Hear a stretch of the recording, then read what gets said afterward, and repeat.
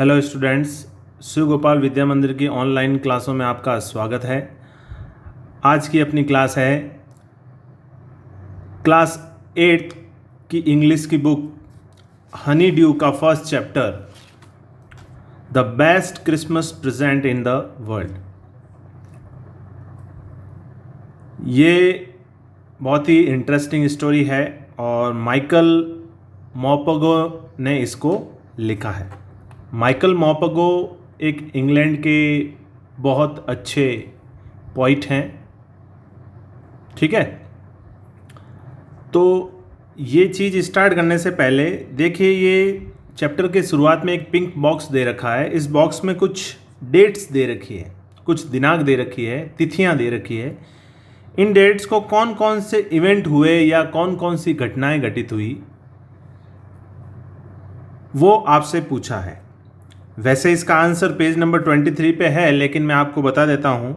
4 जुलाई 1776, 4 जुलाई 1776, 4 जुलाई 1776 को American independence हुआ था, यानी कि अमेरिका जो है आज़ाद हुआ 4 जुलाई 1776। 17 दिसंबर 1903, 17 दिसंबर 1903 दुनिया का पहला एयरप्लेन उड़ा था, जिसको बनाया था राइट ब्रदर्स ने। किसने बनाया था? राइट ब्रदर्स, दो भाई थे, उन्होंने इस प्लेन को बनाया था और 17 दिसंबर 1903 को पहली बार इसको उड़ाया था। 6 अगस्त 1945, 6 अगस्त 1945 ये हिरोशिमा डे के नाम से जाना जाता है। जापान के अंदर हिरोशिमा और नागासाकी दो जगह हैं, स्थान है, वहाँ पर अमेरिका द्वारा बम गिराए गए थे। परमाणु बम, एटॉमिक जो हथियार है, उससे हमला किया गया था। उसके बाद 30 जनवरी 1948, 30 जनवरी 1948, 30 जनवरी 1948 को महात्मा गांधी की डेथ हुई थी। महात्मा गांधी जी को आप सब लोग जानते हैं। 30 जनवरी 1948 को उनकी डेथ हो गई थी। उनको शूट कर दिया गया था, मतलब किसी ने उनको गोली मार दी थी। नेक्स्ट है ई पे 12 अप्रैल 1961, 12 अप्रैल 1961, 12 अप्रैल को 1961 को यूरी गागरिन, जिनका नाम आपने साइंस और एसएसटी की बुक्स में सुना होगा, यूरी गागरिन ने, जो पहले ह्यूमन थे जिन्होंने मतलब कि स्पेस में गए थे, जो मतलब ऑर्बिट टू अर्थ। 20 जुलाई 1969 को नील आर्मस्ट्रॉन्ग ने चांद पर अपना पहला कदम रखा था। तो मतलब चांद पर सबसे पहले कदम रखने वाले नील आर्मस्ट्रॉन्ग। दिनांक क्या थी? 20 जुलाई 1969। तो ये जो डेट्स है और ये इवेंट है आपको पेज नंबर 23 पे मिल जाएंगे। बाकी हम चैप्टर शुरू करते हैं। देखिए, अपने अपने बुक्स निकाल के ध्यान से पहले इस चैप्टर को देखें। आई spotted it in a junk shop in Bridgeport. Bridgeport नाम की जगह है। स्पॉटेड यानी देखा, यानी किसी वस्तु को देखना होता है स्पॉटेड, यानी एकदम से उसके ऊपर नज़र जाना। इट जो यहाँ पे आया है वो एक रोल टॉप डेस्क के लिए आया है। डेस्क होती है ना, जिसमें ड्रॉअर होते हैं और हम उसमें कुछ सामान रखते हैं, उसको रोल टॉप डेस्क बोला जाता है। जंक शॉप यानी कि कबाड़ी की दुकान। तो मैंने, यानी नरेटर यानी जो ये लिखने वाले हैं माइकल मॉपगो, इन्होंने ये बोल रहे हैं कि मैंने जंक शॉप पर, जो कि ब्रिजपोर्ट में है, ब्रिजपोर्ट एक नाम की जगह है, वहाँ पर मेरी एक चीज़ पर नज़र पड़ी। अब वो चीज़ क्या थी? Role top desk. वो चीज़ क्या थी? रोल टॉप डेस्क, जिसके अंदर आप बहुत सारे ड्रॉअर होते हैं, उनके अंदर आप अलग अलग अपने सामान जो है रख सकते हैं। ये देखिए, मैं इसकी फ़ोटो भी आपको बता देता हूँ। ये ऐसी डेस्क होती है जिसके अंदर अलग अलग ड्रॉअर होते हैं। ये अलग अलग ड्रॉअर दिख रहे हैं आपको, ये role top desk. The man said it was early 19th century and oak एक पेड़ होता है, उसकी लकड़ी बहुत मजबूत मानी जाती है, तो ये ओक की लकड़ी का बना है और 19th सेंचुरी का है, यानी 19वीं सदी का है। 19वीं सदी की शुरुआत यानी कि वही 1914, ठीक है। I had wanted one but they were far too expensive. This one was in a bad condition. अब उसको वो चीज़ चाहिए थी, लेकिन वो जो चीज़ थी वो बैड कंडीशन में थी, यानी कि उसकी कंडीशन अच्छी नहीं थी, स्थिति उस डेस्क की अच्छी नहीं थी। कैसे? The role top in several pieces, अलग अलग पीसेज में थी, वो अलग अलग थी। वन लेग क्लम्पसीली मैंडेड, एक जो उसका पैर था वो थोड़ा खराब था, मतलब सड़ा गला सा था। भाई टेबल डेस्क जो होती है 4 पैरों पर खड़ी होती है जो, तो उसका एक पैर जो था क्लम्पसीली मैंडेड था। Scorch mark all down one side, और स्कॉच मार्क थे मतलब कुछ जले हुए के निशान थे, यानी वो टेबल जो है एक साइड से जली हुई थी, one side. It was going for very little money, ये बहुत ही उसको सस्ते में आ रही थी। I thought I could restore it, restore का मतलब होता है रिपेयर करना। तो मैंने सोचा, यानी जो लेखक है वो बोल रहे हैं, ऑथर, कि मैंने सोचा कि मैं इसको खरीद लेता हूँ और इसे रिपेयर कर दूंगा, रीस्टोर कर दूंगा। It would be a risk a challenge, ये एक रिस्क भी है ना, क्योंकि पुरानी चीज़ है तो उसको सही करने में एक चैलेंज भी होता है, और रिस्क तो है ही है ना। But I had to have it, लेकिन ऑथर ने उसको, नरेटर ने उसको खरीद लिया। I paid the man and brought it back to my work room at the back of the garage. तो पेड यानी कि चुकाना, पैसे जितने भी उसने प्राइस रखी थी उस प्राइस को चुकाया उस आदमी को। एंड ब्रॉट यानी ले जाना, it back to my work room यानी कि जहाँ पर कोई भी चीज़ को सुधारने का कार्य किया जाता है या रिपेयर करने का कार्य किया जाता है, उसको वर्कशॉप या वर्क रूम भी बोलते हैं। तो वो उसको अपने वर्क रूम में ले गया। Eight the back of the garage, जो कि गैराज के पीछे की साइड था। गैराज क्या होता है? जहाँ पे गाड़ियाँ वगैरह, कार वगैरह रखी जाती है, वो गैराज आप सबको पता ही होगा। तो गैराज के पीछे उसका वर्क रूम था, वो उस डेस्क को वहाँ ले गया। आई बिगेन वर्क ऑन इट, और मैंने, आई बिगेन यानी शुरू करना, वर्क यानी कार्य, ऑन इट यानी उस पर, तो मैंने उस पर कार्य करना शुरू किया। ऑन क्रिसमस ईव, देखिए क्रिसमस आपको सबको पता है कि क्रिसमस, यहाँ लिख रहा हूँ देखो, क्रिसमस जो होती है वो 25 दिसंबर की होती है, लेकिन यहाँ पे लिखा है क्रिसमस ईव। क्रिसमस ईव की जो डेट होती है वो होती है 24 दिसंबर, 24 दिसंबर, यानी 25 दिसंबर से पहली वाली शाम, जिसको क्रिसमस ईव कहा जाता है। ठीक है, क्या बोलेंगे? Christmas ewe. क्रिसमस ईव जो है वो 24 दिसंबर को कहा जाता है क्रिसमस ईव, और उसी के दूसरे दिन यानी 25 दिसंबर को क्रिसमस होता है। देखिए next paragraph. I removed the role top completely and pulled out the drawer. अब उसने रोल टॉप को बिल्कुल से हटा दिया, रिमूव करना यानी हटाना, कंप्लीटली यानी पूरी तरीके से, और पुल्ड यानी बाहर की ओर खींचना, पुल्ड आउट यानी कि बाहर की ओर खींचना। द ड्रॉर यानी कि अंदर जो ड्रॉर होते हैं उनको बाहर की ओर खींचना उसने शुरू किया। The veneer had lifted almost everywhere. Veneer का मतलब होता है एक, मतलब आप कोटिंग कह सकते हैं कि किसी लकड़ी को तरोताज़ा रखने के लिए उसके ऊपर कोटिंग की जाती है। इंग्लिश में उसको बोला जाता है a thin layer of plastic, मतलब पतली सी प्लास्टिक की परत चढ़ाई हुई होती है, लेमिनेट की तरह, लेमिनेशन होता है ना उसकी तरह। तो veneer had lifted almost everywhere, तो मतलब चारों ओर से वो उतर चुकी थी, क्योंकि बहुत पुरानी भी थी वो डेस्क, तो इसलिए उसके ऊपर से जो है वो सारी लेमिनेट जो है वो उतर चुकी थी। It looked like water damage to me, both fire and water had clearly taken there toll. Taken there toll एक इसमें फ्रेज है। इस टेकन देयर टोल का मतलब होता है डैमेज। डैमेज यानी कि वो मतलब पूरी तरह नष्ट हो चुकी थी। किससे? फायर एंड वाटर से, आग और पानी से। यानी आग और पानी ने उसको बहुत सा जो है डैमेज कर दिया था उस टेबल डेस्क को।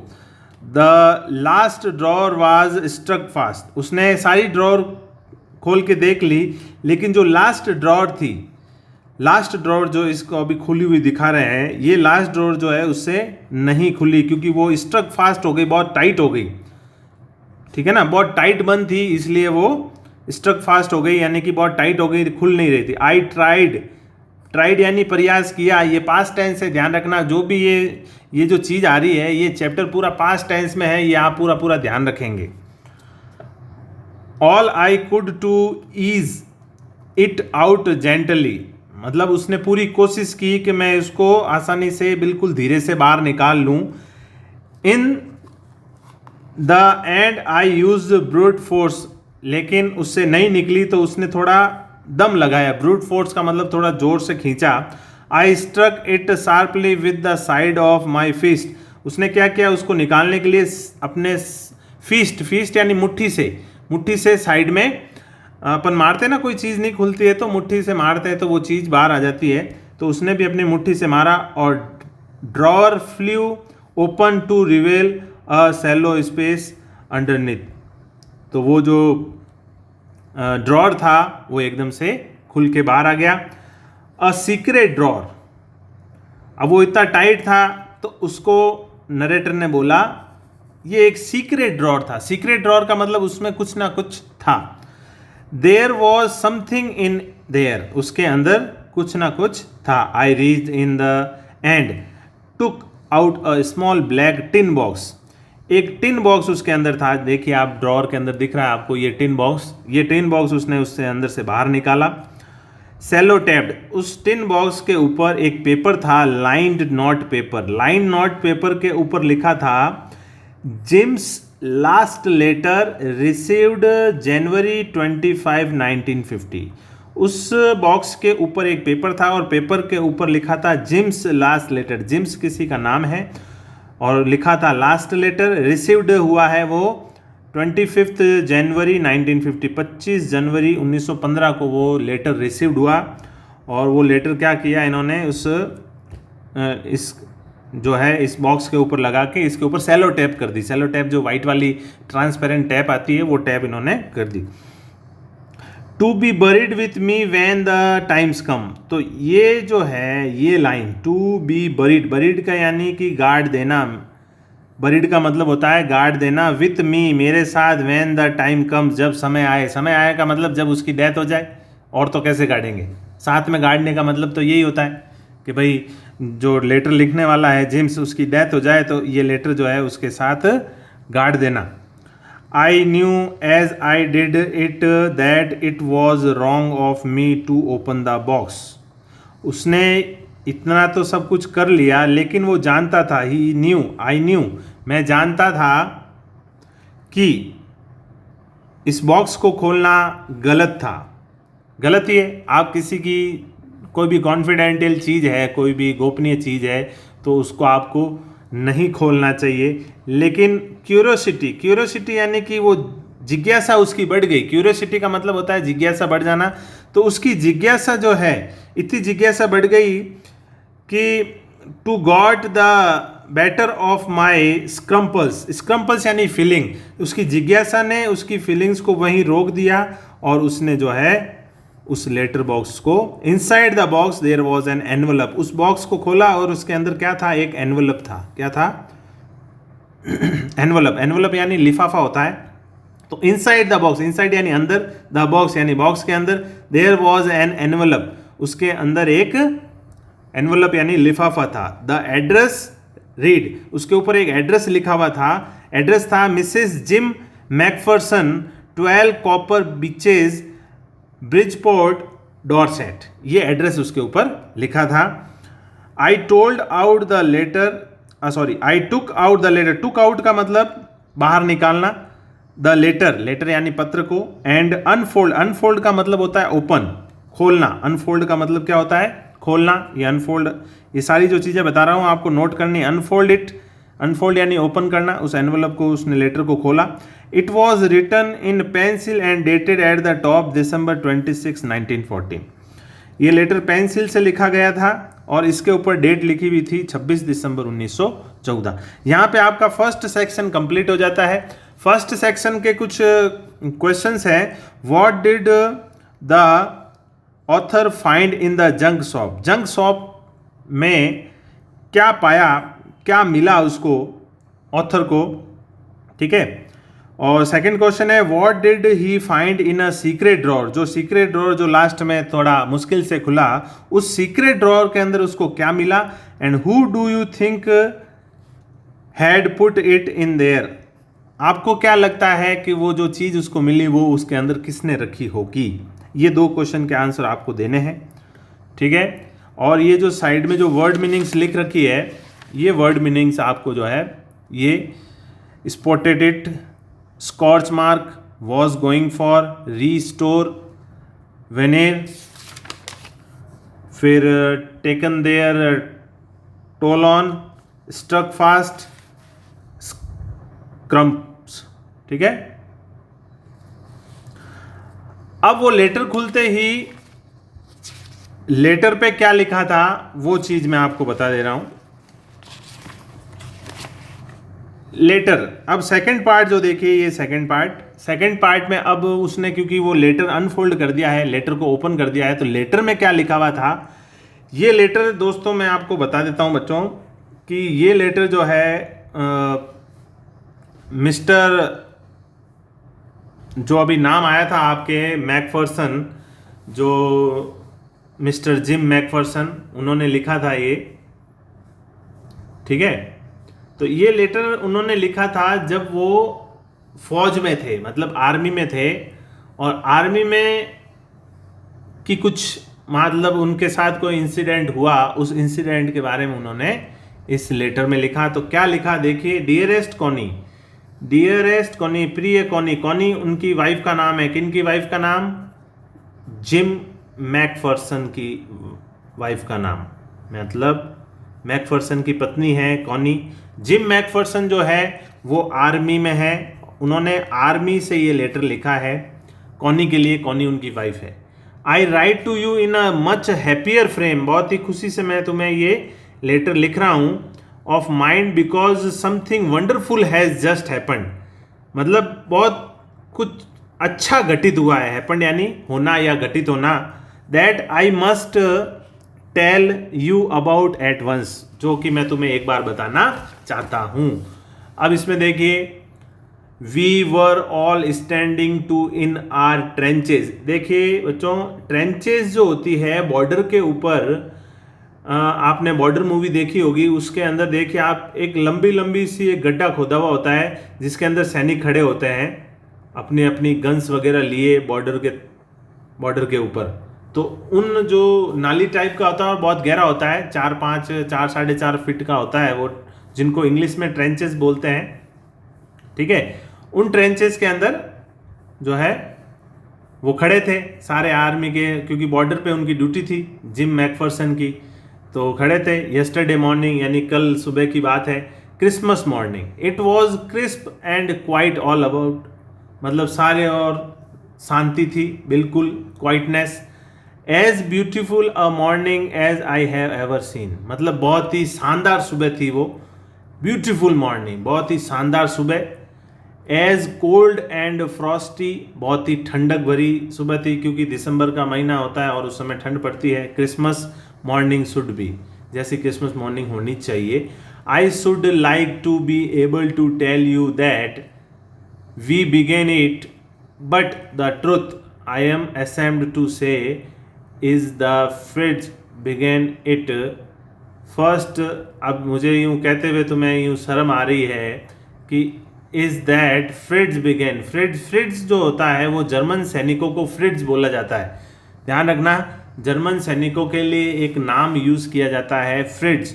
तो ये शुरुआत किन्होंने की? फ्रिज। इसका मतलब ये है बच्चों कि क्या होता है कि सीधी सी स्टोरी ये है कि दो देशों की सेना बॉर्डर पर आमने सामने है और 1914 का समय है। और आपको पता है 1914 में जर्मन और ब्रिटिश के बीच में वर्ल्ड वॉर हुआ था फर्स्ट, उस टाइम की ये बात है। तो वो कहता है कि फ्रिट्ज यानी कि जर्मन सैनिकों ने शुरुआत की, बिगेन यानी शुरुआत करना। अब किस चीज़ की शुरुआत की, उसके लिए आपको आगे पढ़ना पड़ेगा। First someone saw a white flag waving from the trenches opposite. हमारे ऑपोजिट साइड यानी कि बॉर्डर के उस पार जो दूसरी सेना थी, जर्मन सेना, क्योंकि आर्मी जो ये जिम मैकफर्सन थे ये ब्रिटिश आर्मी में थे और इनके ऑपोजिट जो सेना थी, जो आर्मी थी, वो थी जर्मन आर्मी। जर्मन आर्मी के सैनिकों को फ्रिट्ज कहा जाता था, एक शॉर्ट नेम से बुलाया जाता था, फ्रिट्ज। और तो कहते हैं first someone saw a while, तो किसी ने white flag waving from, waving यानी कि यूँ वेव करते हैं ना, ऐसे हवा में हिलाते हैं, उसको वेविंग कहते हैं। तो किसी ने जो है वाइट फ्लैग को वेविंग होते हुए देखा ऑपोजिट ट्रेंचेज में। ट्रेंचेज यानी ऑपोजिट जो ट्रेंचेज थी, उनके जो गलियारा था जिसके अंदर खड़े होते हैं सैनिक। Then they were calling out to us from across no man's land. तो वो हमें कॉलिंग आउट यानी पुकार रहे थे, बुला रहे थे, to us from across no man's land. अब देखिए ये नो मैंस लैंड क्या होता है। नो मैंस लैंड दो बॉर्डर के बीच में एक जगह होती है। मान लीजिए ये बॉर्डर है, ये बॉर्डर है, इसके बीच में ये जो लैंड होता है ये किसी का नहीं होता, ना जर्मन है ना ब्रिटिश है, किसी का नहीं होता है, इसलिए इसको नो मैंस लैंड बोला जाता है। ये खाली स्पेस होता है, दोनों बॉर्डर की सीमाओं के बीच में कुछ जगह होती है, इसको नो मैंस लैंड बोलते हैं। तो वो जो फ्रिट्ज के जो सैनिक है, जर्मन सैनिक है, वो इनको ब्रिटिश सैनिकों को वहाँ नो मैंस लैंड में बुला रहे हैं और बोलते जा रहे हैं हैप्पी क्रिसमस टॉमी। अब देखिए ये टॉमी जो है किसी का पर्सनल नेम नहीं है, ये टॉमी जो है ब्रिटिश सैनिकों को टॉमी कहा जाता है। जैसे जर्मन सैनिकों को फ्रिट्ज कहा जाता है, वैसे ही ब्रिटिश सैनिकों को टॉमी कहा जाता है। तो टॉमी बोलते हैं happy Christmas Tommy, happy Christmas. When we had got over the surprise some of us shouted back same to you. अब वो तो अचंभित हो गए, सरप्राइज हो गए कि भाई एकदम से हमारे बीच में तो वॉर चल रहा है, वॉर की स्थिति पैदा हुई है ना, एकदम से क्रिसमस क्रिसमस। तो एक बार तो अचंभित हुए, लेकिन हम में से ही किसी ने जोर से चिल्लाया वापस, सॉर्टेड यानी चिल्लाया, सेम टू यू। वो कहते हैं ना आपको क्रिसमस मुबारक, तो वो भी वापस बोलते हैं आपको भी मुबारक, Fritz.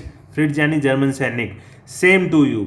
I thought that would be that, we all did, हमने भी वैसा ही किया। But then suddenly one of them was up there in his greatcoat and waving a white flag. उसमें से एक ग्रेट कोट वाला ऊपर उठा, वॉज अप यानी ऊपर उठना, उस ट्रेंचेस से बाहर आया और उसने वाइट फ्लैग को जोर जोर से फहराना शुरू किया, मतलब हाथ से हिलाना शुरू किया। डोंट शूट लेट्स, और चिल्लाया शूट मत करना, फायर मत करना। Someone shouted and no one did, और ऐसा किसी ने नहीं किया। Then there was another Fritz up on the parapet and another, एक के बाद एक जो है फ्रिट्ज यानी कि जर्मन सैनिक बाहर आते गए। Keep your heads down I told the man, मैंने अपने सैनिकों को कहा अपने हेड्स डाउन कर लो। हो सकता है कि भाई हमारे साथ धोखा भी हो सकता है ना, क्या एकदम से किसी के ऊपर भरोसा नहीं किया जा सकता। मैरी क्रिसमस क्रिसमस कहते कहते हमारे साथ धोखा हो सकता है, इसलिए अपने हेड डाउन कर लो, कहीं ये हमें झांसे में तो नहीं ले रहे हैं। लेकिन ऐसा नहीं हुआ। One of the Germans was waving a bottle above his head, एक जर्मन सैनिक ने अपने सर पर बोतल को हिलाना शुरू किया। It is Christmas day Tommy, जोर से चिल्लाया Tommy, it is Christmas day, आज क्रिसमस का दिन है। We have schnapps, we have schnapps. Schnapps एक ड्रिंक होती है, पेय पदार्थ होता है ड्रिंक, स्नैप्स को ड्रिंक बोलते हैं। We have schnapps, we have sausage, sausage मतलब एक खाने की चीज़ होती है, ठीक है।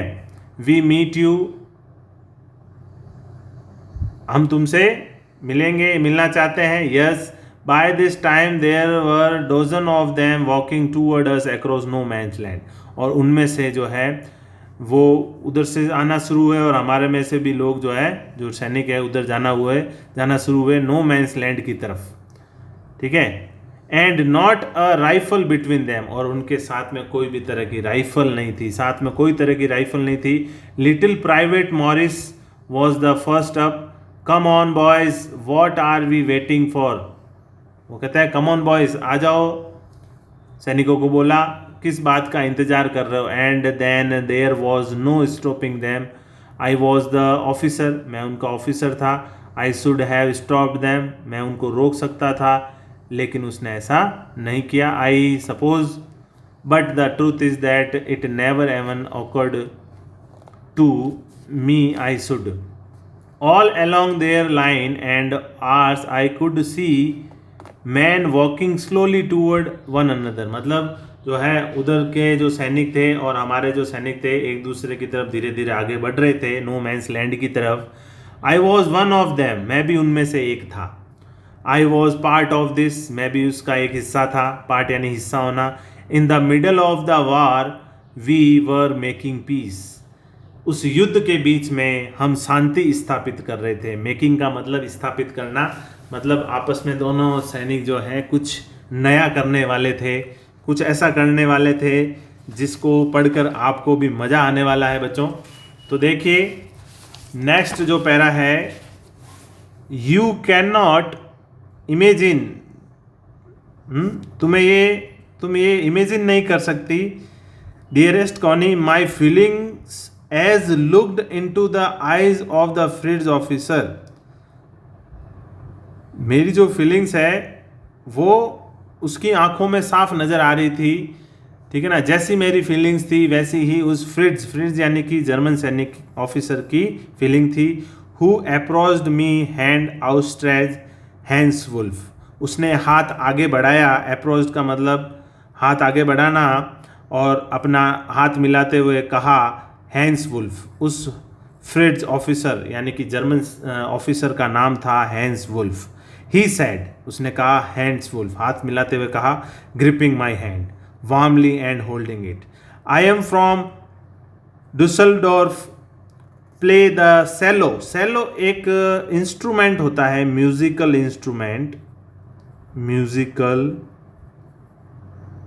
इंस्ट्रूमेंट. ठीक है, ये एक म्यूजिकल इंस्ट्रूमेंट होता है, जैसे वायलिन गिटार वगैरह होता है ना, उसकी तरह सेलो भी एक म्यूजिकल इंस्ट्रूमेंट होता है.